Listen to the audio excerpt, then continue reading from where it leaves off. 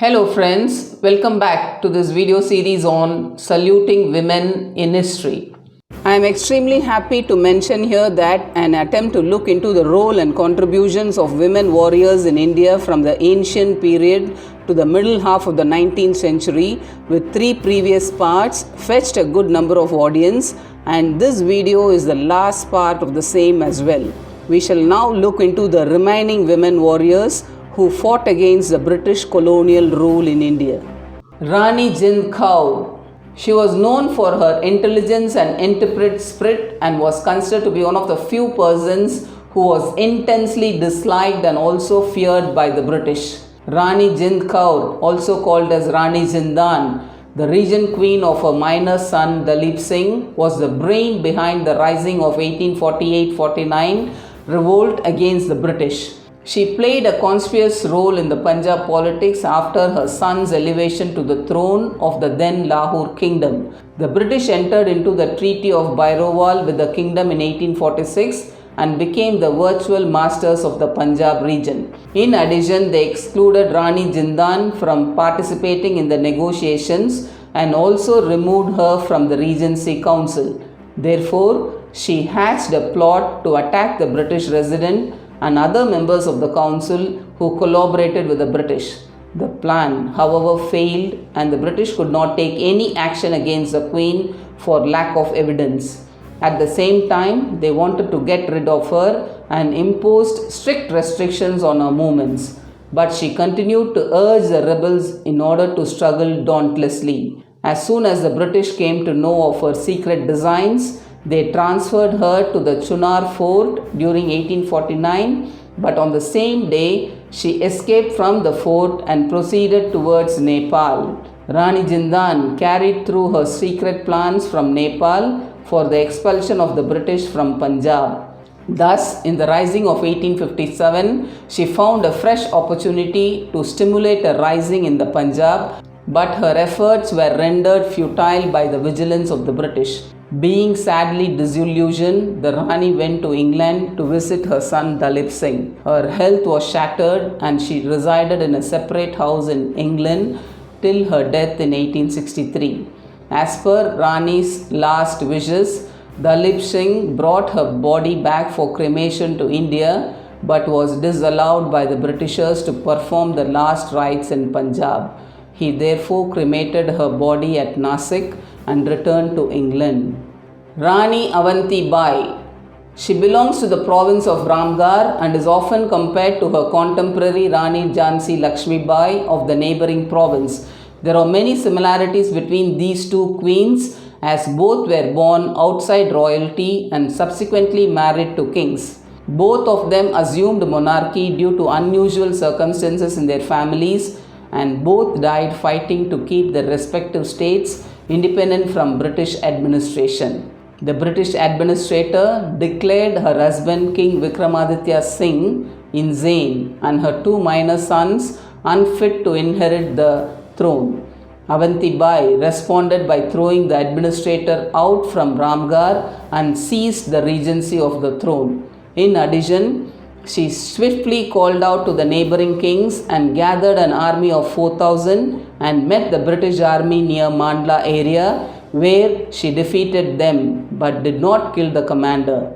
Later, the British retaliated with a huge army in which she fought fiercely. She committed suicide by falling upon her sword. She maintained the integrity by refusing to give up the names of her supporters even in her dying breath. Rani Draupadi. She was the queen of Dar dynasty, founded in 1729 by Udaji Rao Puar, a distinguished Maratha general who received the territory as a grant from the Chhatrapati. It became a major princely state of British Raj.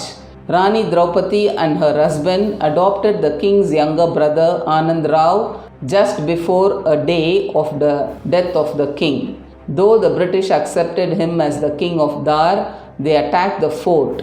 Therefore, Rani Draupadi decided to join the revolt of 1857 and fought bravely along with her soldiers.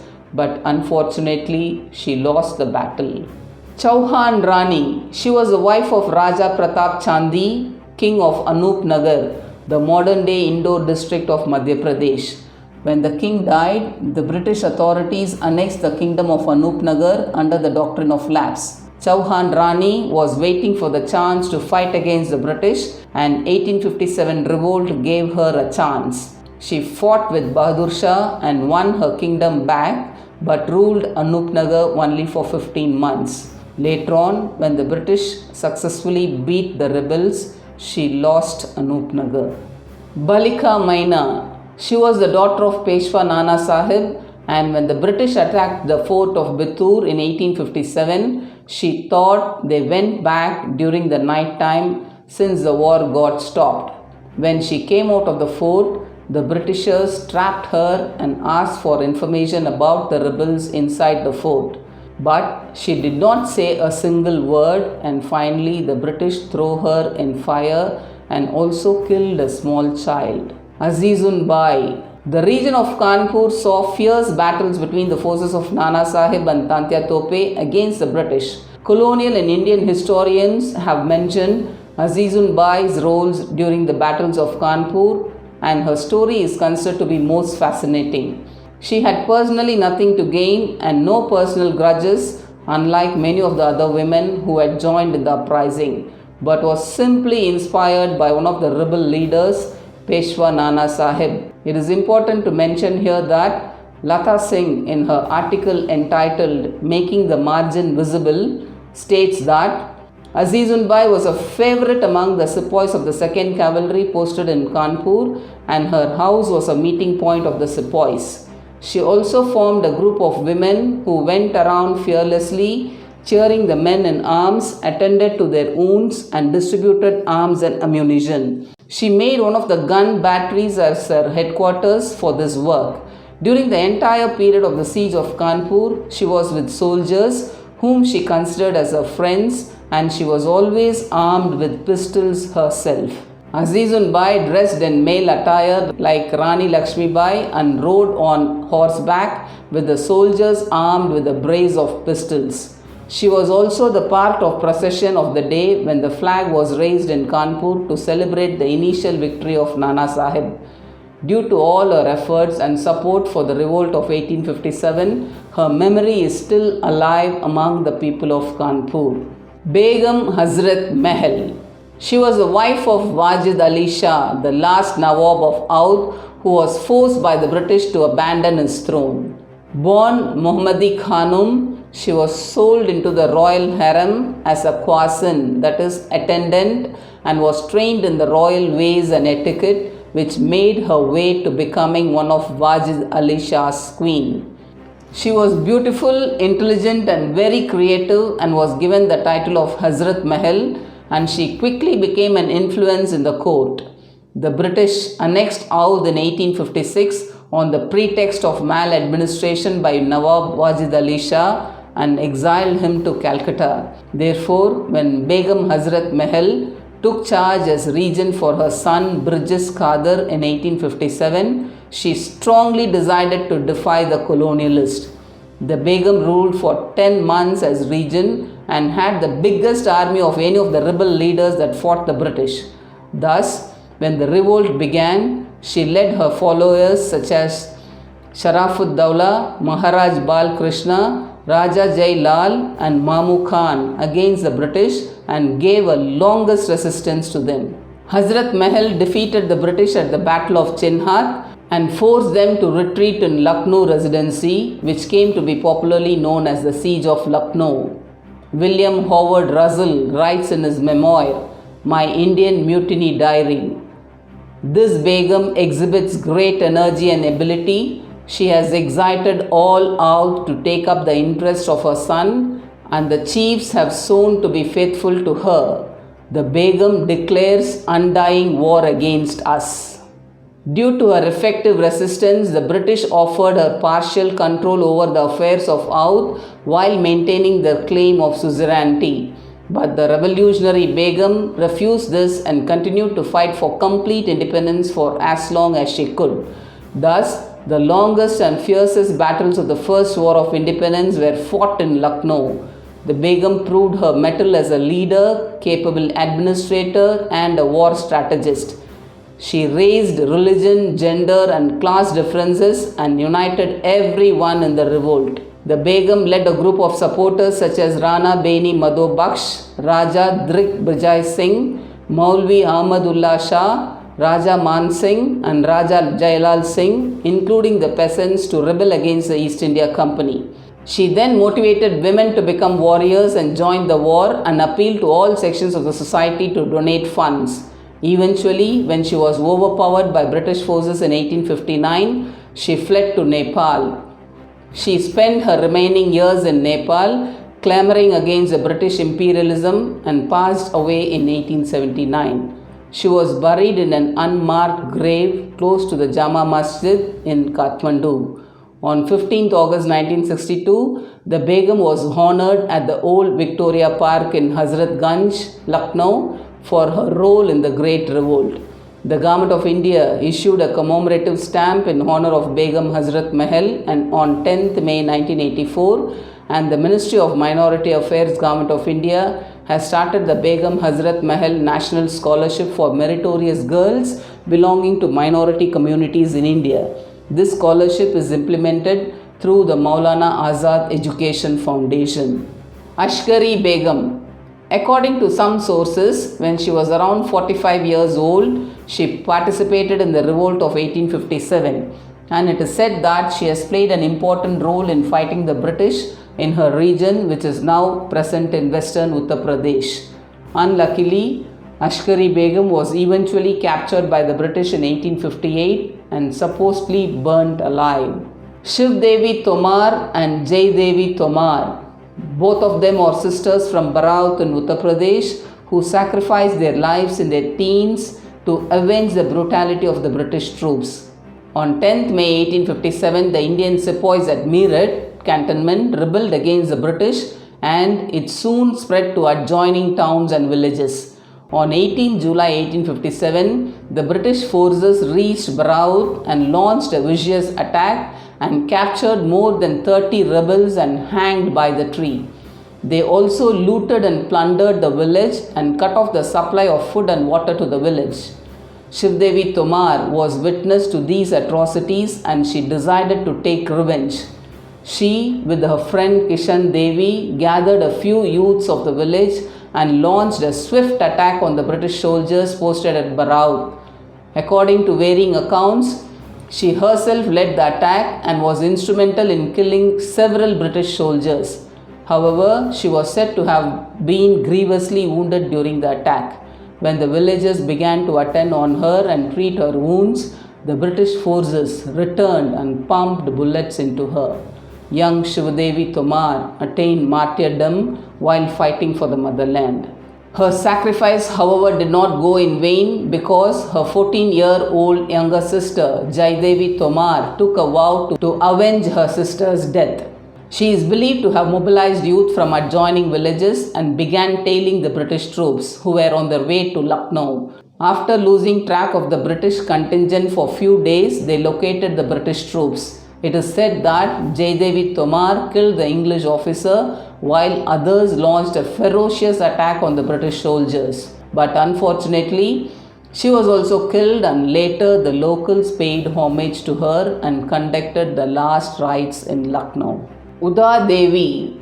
She belongs to Oudh, and seeing the rising anger of the Indian people against the British administration, she reached out to Begum Hazrat Mahal to enlist for war. And the Begum helped Uda Devi to form a women's battalion under her command. One of the fiercest battles in Lucknow was the battle in Sikandar Bagh in November 1857. Sikandar Bagh was manned by the rebels and fell along Commander Colin Campbell's route as he marched to rescue the Europeans besieged in the Lucknow residency. A bloody battle ensued and thousands of Indian soldiers were killed. A story goes that the British heard a crack shot who was firing from a top of a tree. It was only when they managed to fell the tree that they discovered that the person shooting was a woman who was then identified as Uda Devi. The British officers fired at the tree and dislodged her, which made her fell to the ground dead. She played an exemplary role as a sniper, and her statue graces the square outside Sikandar Bagh in Lucknow even today. Uda Devi's Martyrdom Day is the day to revel in the bravery, and she is celebrated as an anti-imperialist rebel who defied convention and struck a blow for the embryonic cause of Indian independence. Asha Devi. Asha Devi is portrayed as someone who led a large number of young girls and women against the British Army on 8th May 1857 and died while fighting. Mahabiri Devi. She lived in the village named Mundbar in the district of Muzaffarnagar, Uttar Pradesh. From very early age, she was very intelligent and opposed exploitation of any kind from an early age. According to the sources, Mahabiri Devi set up an organization of women which aimed at to stop women and children from being involved in Grinit Karya, that is dirty work, and to enable them to live with dignity. In 1857, she brought together a group of 22 women and attacked the British. Though she fought very bravely and killed many British soldiers, she, along with her group, was killed. Habiba. She was from a Muslim family and fought in several battles against the British from the area of Muzaffarnagar, Uttar Pradesh. When the British won, she was hanged along with 11 other female rebels in her region. Rahimi. She was a woman from the grassroots level and became a symbol of popular resistance. Rahimi played an important part in the army raised by Begum Hazrat Mahal in Lucknow. She disguised herself as a man with a sword in her hand and also taught other women how to use a sword and the cannon. As an outcome, several women joined in her group, but the British arrested her and her trial did not last long as the court took little time in ordering that she be hanged. Moti Bai. She was the resident of Jhansi and a close associate of Rani Lakshmi Bai. Moti Bai took part in the struggle against the British rule and fought bravely as a gunner in the fort of Jhansi. But she was killed during the fighting on 4th June 1858. Shoba Devi. She belonged to a village in Muzaffarnagar, Uttar Pradesh and took part in the Great Revolt against the British rule in 1857. Shoba Devi participated in the resistance against the British forces but was captured by the British and executed on the gallows in 1857.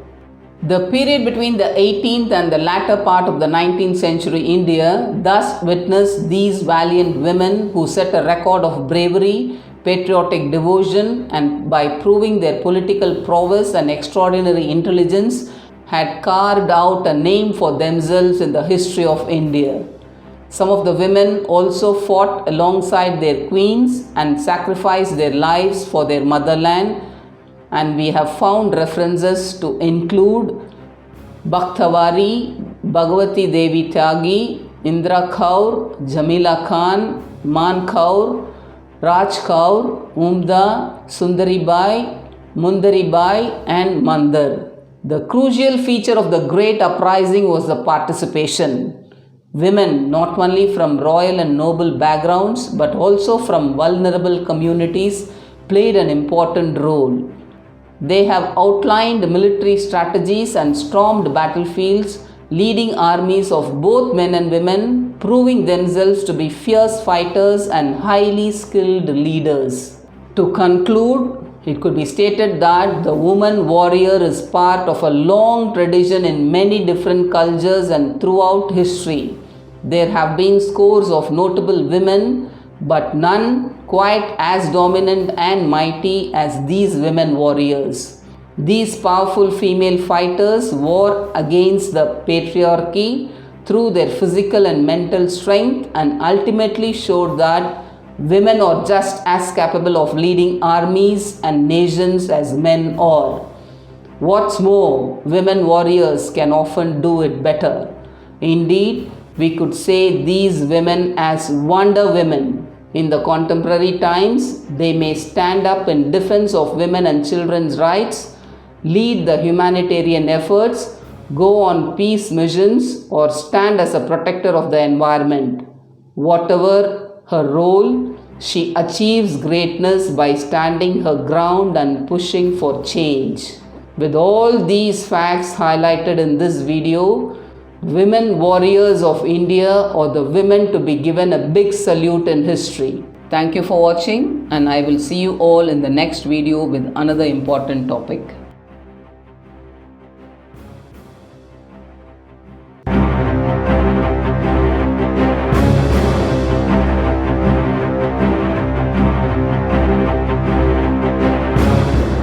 Please like, share and subscribe to this channel.